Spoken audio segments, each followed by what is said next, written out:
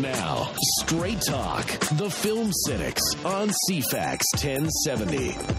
Greetings. Welcome back to the Film Cynics. Steve and Brian sitting in on a Sunday afternoon talking movies, television, Golden Globes, films, and everything like that. And we've been having a good time, but we're going to have a great time right now because we're going to review a DVD. Who wants a DVD review? Oh, it's so much fun. Okay, so today we're going to be reviewing... amusing ourselves. We're going to review Pandorum from our good friends at Alliance Atlantis. It is a sci-fi space thriller. Yeah. And it's not our usual fare. I don't normally watch these kind of movies, even though I like science fiction, but I don't like horror movies at all. So I never really try and combine the two genres because it always seems to never work. But I put this in, and I even turned off all the lights in my apartment. Yeah, me too. I got into the mood, and I was completely impressed with this film from beginning to end. Did it take you on a journey? It did. Yeah. And it kept me intrigued the entire time. Visually stunning, like so cool, because I really like science fiction when they do it properly, like Sunshine, movies like that. So it kind of took me back to that place of watching Danny Boyle's Sunshine again, and I was like, okay, I can totally kind of get into this. So well done. Pop quiz. What is this movie? What is it? What is it all about? It's about, basically we've destroyed the Earth. We're in the future, of course, because we're doing space travel. The Earth is being destroyed. There's 24 billion people living on the planet, if you can believe that. Mm-hmm. They send a probe out into space to try and find another planet that we can live in, and lo and behold, they found an exact, almost replica, climate-wise, to Earth. Mm-hmm. But it's like 800 years away by space travel or something, or 180 years. It takes forever to get there. So basically, this movie is about the ship that is taking all the scientists and all these people to repopulate this planet from Earth to the new Earth. And basically, one of the flight crew members wakes up, and there's no one around, and everything's kind of dark, and he doesn't know what's going on. Yeah, now that's an important aspect of the film, is that when we join our first actual character that we get to know, he's waking up out of cryosleep. Yeah. For those following along at home, that's the thing that you suspended animation you go into when you travel in space for a long time. But he's been in it so long that he has no recollection of who he is, where he's going, what's going on, and not to mention the fact that nothing on the ship seems to be working as he gets out of his little pod. So it's got this real mystery, spooky element because he has no idea what's happening. And they don't tell you either. You find out with him as he goes on the journey about where he is and what is going on, now, which I really liked. Now, the most important thing about this film for me is, who is this guy? The guy is being played by Ben Foster. Yes. Who is Ben Foster, you ask? Well, he is a great actor that nobody seems to know anything about. He's done some great work in films like 3:10 to Yuma. Yes. He did some great work, I thought, in Hostage that nobody's seen, so I guess that has no bearing on anything. You got some favorites? He was in Alpha Dog. He was really good. And he was also really good in Freaks and Geeks when he was in that when he was younger. Yeah. So he's just one of those characters that if you see him, you'll recognize him. You're like, oh, it's that guy.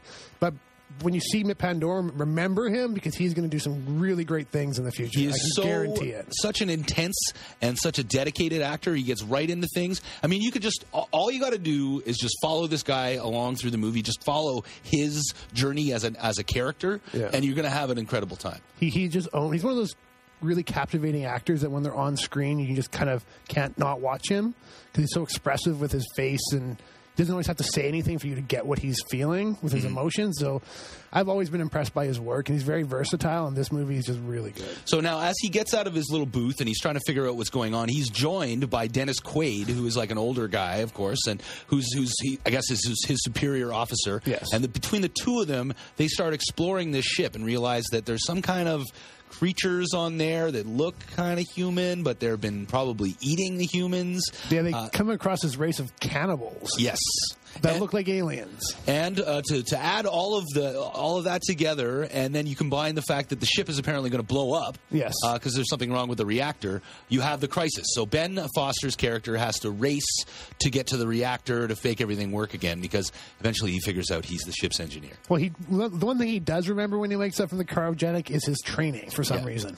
Nothing else. Not much about his life or where they're going, but what he can do when he's in the ship, which is handy for this movie. Yeah, well, it's a testament to the military-industrial complex. And their training abilities.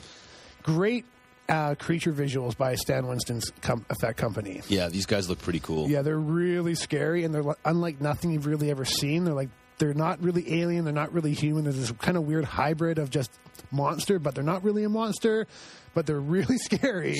And they move really fast and they can jump really far, which is not a good thing when you're being chased. Yeah, that's all I can say. Absolutely. Now, this is, I mean, as we've sort of been, I guess people can surmise, and we've sort of said, this is from a genre that's not a lot of people dig into. Like, Brian, you and I we're sci-fi guys. Yes. But I'm beginning to realize as I ask around, there's not a lot of sci-fi fans out there. People just have this sort of hate of sci-fi for some reason. They don't like it.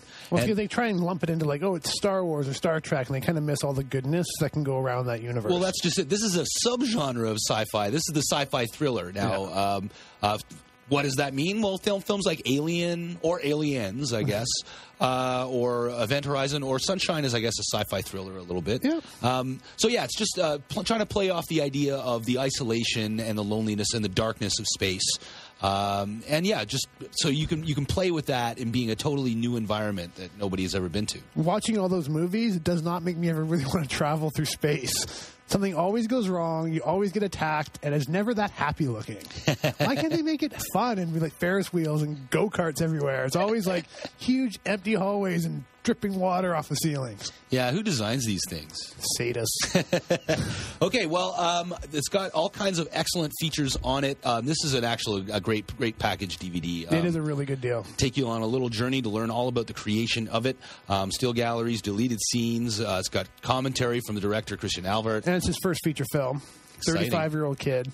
So yeah, a lot going for it. I'm giving this film it's a renter. It's a very specific genre. Really? So it's not accessible to everybody, but I'm definitely saying it's a renter. You should check it out. And if you like it, hey, buy it. But I'm saying definitely at least see it.